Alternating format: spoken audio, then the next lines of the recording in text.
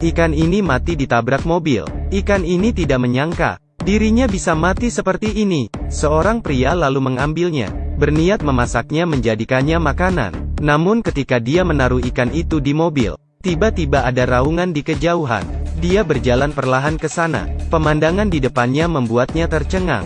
Ternyata asal suara itu berasal dari Putri Duyung Hitam. Dia dengan hati-hati menyentuhnya dengan tongkat kayu.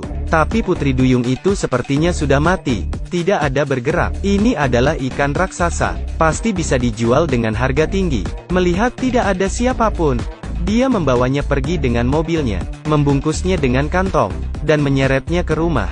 Agar Putri Duyung tetap segar, dia mengisi bak mandi dengan es batu, lalu memasukkan Putri Duyung itu. Bekas luka di wajahnya membuatnya merasa rendah diri. Sekarang dia akhirnya memiliki uang untuk operasi, dan bisa berkenalan dengan gadis-gadis di jalan. Mengingat hal ini, seketika membuatnya menari dan bernyanyi. Dia kemudian meminum sekaleng bir, dan ketika sedang minum, suara di kamar mandi menarik perhatiannya. Begitu pintu dibuka, dia melihat Putri Duyung itu bergerak, membuat dia ketakutan dan memaku. Sampai Putri Duyung bangun dan melolong, baru membuatnya terbangun.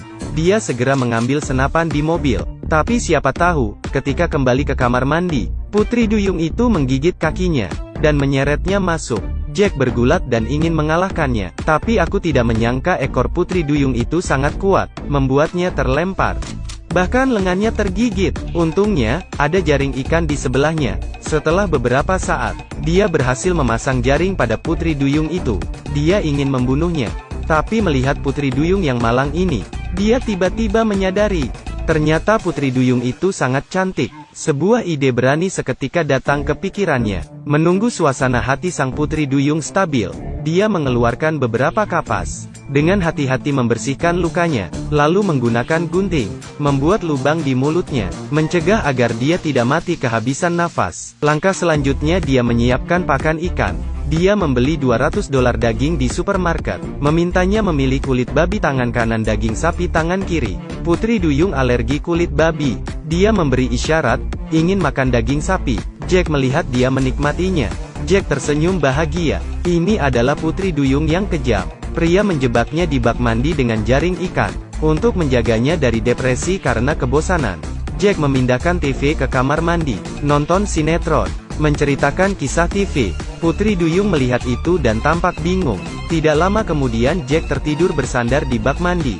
Duyung itu menatap lehernya, seketika memperlihatkan giginya yang tajam. Sebuah suara tiba-tiba membangunkan Jack. Dia melihat seorang pencuri, dan ketika dia melihat wajahnya, tidak disangka ternyata, pencuri itu adalah teman baiknya John. Kelihatannya pencurian itu gagal. Seketika pencuri ini menjadi perampok, mengancamnya untuk menyerahkan uangnya. Jack kesal dan menggertaknya kembali, namun John tinggi dan besar. Dia tidak mungkin mengalahkannya. Untungnya, Putri Duyung membuat suara, menarik perhatian John. John curiga ada seorang wanita di rumah. Jack segera mendorongnya pergi. Begitu pintu terbuka, dia melihat Putri Duyung di bak mandi. Matanya langsung lurus, mulutnya terbuka lebar. Ini Putri Duyung, bahkan ekornya saja dijual dengan harga tinggi. Jack tidak setuju, berkata dia akan mengirimnya kembali ke laut. Tidak menjualnya, tapi kamu tidak boleh memeliharanya. Dengan bantuan John, mereka membuat sebuah kolam raksasa. Jack memintanya merahasiakannya, tidak boleh memberitahu siapapun tentang ikan duyung ini.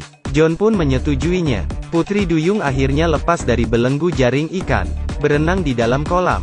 Di malam hari dia mengeluarkan 2 kilogram daging, menyiapkan steak mentah dan matang. Setelah membuang mentah di kolam ikan, dia berbicara tentang masa lalunya yang tragis. Ternyata dia dulunya adalah pria tangguh yang terkenal, membunuh ribuan hiu dengan tangan kosong. Tapi sayang sekali Tuhan berhendak lain. Kecelakaan tidak hanya merusak wajahnya, juga merusak organ pernapasannya, membuatnya benar-benar hancur. Hidup mengandalkan oksigen. Entah apakah Putri Duyung itu mengerti atau tidak, dia hanya menatapnya dengan tatapan aneh. Tiba-tiba ada ketukan di pintu. Ketika Jack membuka pintu, seorang wanita berdiri di luar. Sayang, apakah kamu mengenaliku? Saya Putri Duyung. Jack tercengang. Tanpa merasa sungkan, wanita itu masuk ke dalam, melepaskan jaketnya, dan duduk di atas sofa. Jack baru sadar kolam itu telah kosong. melihat wanita cantik di depannya. Benar-benar Putri Duyung. Si cantik berterima kasih pada Jack karena telah menyelamatkannya. Memutuskan untuk menjadi pacarnya. Perlahan dia melepas respiratornya, lalu meletakkan tangannya di wajahnya yang terluka. Dan sesuatu keajaiban terjadi. Bekas luka di wajah Jack hilang, berubah menjadi pria yang tampan. Dia mendekatkan wajahnya dan menggigit bibirnya. Adegan selanjutnya agak kejam. Kita lewati saja. 7 hari telah berlalu. Jack merasa lebih kuat. Putri Duyung menatapnya dengan wajah kagum. Sekarang dia merasa seperti dia bisa membunuh seekor sapi dengan satu pukulan. Saya hiu tua.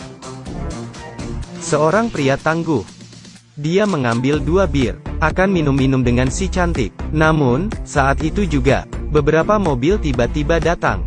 Dia segera berpakaian dan keluar memeriksa. Ternyata John membocorkan. Mereka memintanya menyerahkan ikan itu, lalu mereka akan membagi hasilnya. Melihat mereka banyak orang, Jack menolaknya. Dia meminta mereka menunggu di luar. Dia kembali ke rumah dan membawa Duyung keluar. Tapi penonton tidak akan menyangka akan terjadi. Jack benar-benar menembak mereka.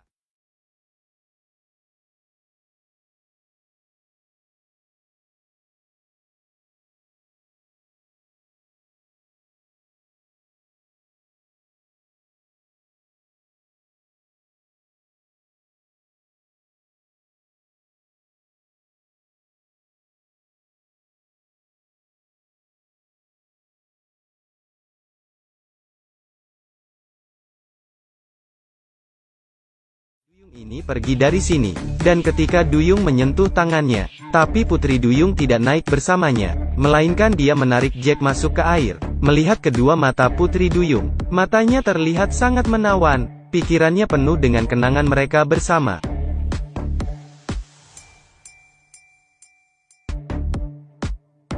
Ternyata Jack dihipnotis oleh Putri Duyung.